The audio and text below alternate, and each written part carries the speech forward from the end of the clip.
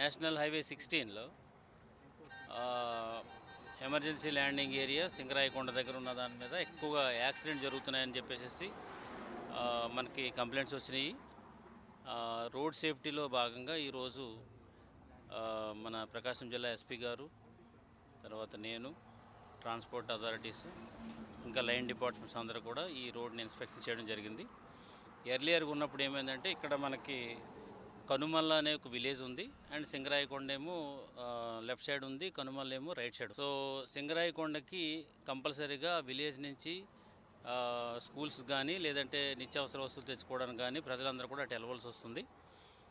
అదేవిధంగా మనకి పొలాల్లోకి వెళ్ళవలసిన వాళ్ళు కూడా ఇటు నుంచి సింగరాయకొండ నుంచి కనుమల వైపు, కొలువై వరకు పొలాల దగ్గరికి వెళ్ళడానికి కూడా ఈ రోడ్డు దాటాలి. సో ఇక్కడ అండర్ పాస్ లేదు. చాలా ఇక్కడ ప్రజలందరూ కూడా అండర్ పాస్ డిమాండ్ ఉంది చాలా.